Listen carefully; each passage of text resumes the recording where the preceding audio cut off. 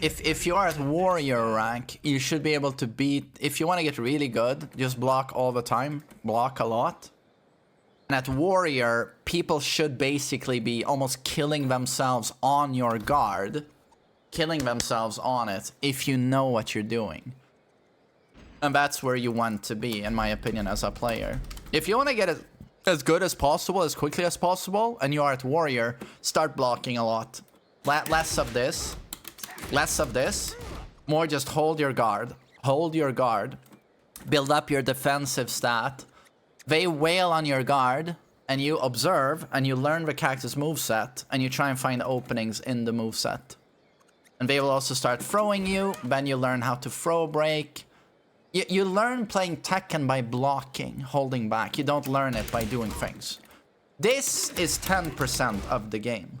This is 90% of the game.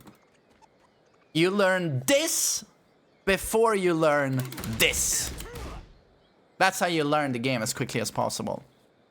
And at warrior rank, if you just hold back, they will do things that are very minus constantly. And if you just learn to punish that properly, you will do well. And mix that with when you're holding back, if they have created distance to you through some pushback, try to do tap up 4 on Brian. Not up forward 4. So up right kick like this. This is a defensive orbital, and it is almost broken. It's almost impossible to punish. The forward one can be easily punished, but if you do it straight up like this, anytime they try and push into you like this, this will counter hit clip them from like very far away, and you can run in and pick up with down back 2. So down back right punch. So yes, hold back, defensive orbital. Maybe try and play around timing with this, if you get the correct spacing to do so. But most of the time, they'll be flailing on your guard like this, and you just have to be patient, block, block, block, and observe what they're doing, learn the moveset, try and find, like, can I duck? Is that a high? Can I duck that? I blocked the entire string. Can I punish? These are, like, the basic things you can do to learn the game and Brian as quickly as possible. And it's gonna feel like shit, and you're gonna lose a lot by just blocking like this.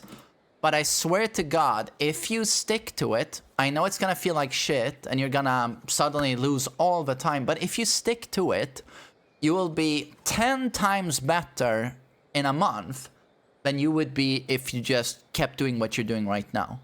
You'll be 10 times better in a month if you stick to this. And it's gonna feel like shit at the start, but I swear to God, you're gonna grow so quickly as a player. I can't stress that enough.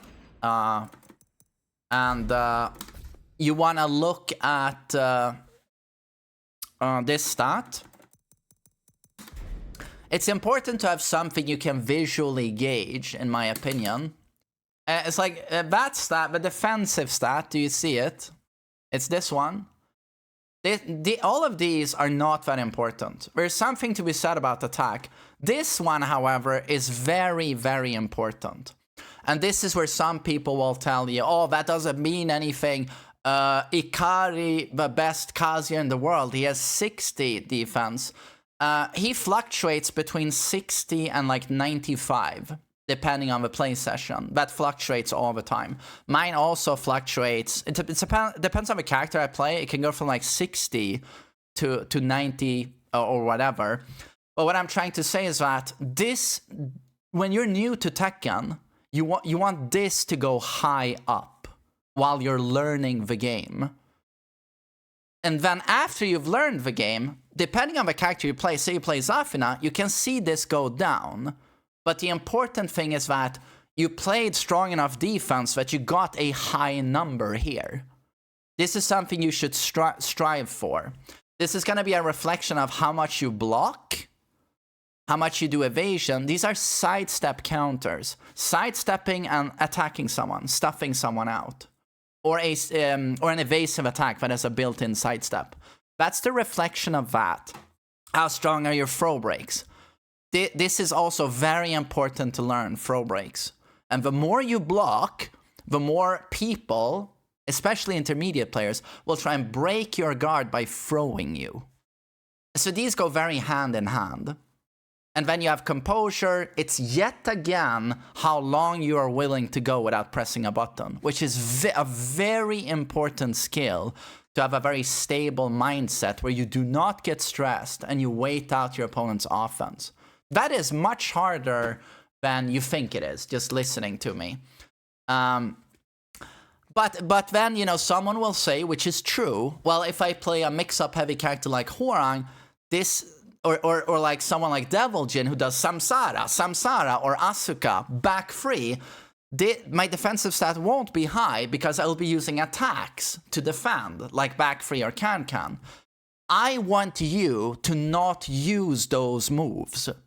I want you to grow as a player playing conventional defense, getting this number at least to 70, and then you start using Samsaras.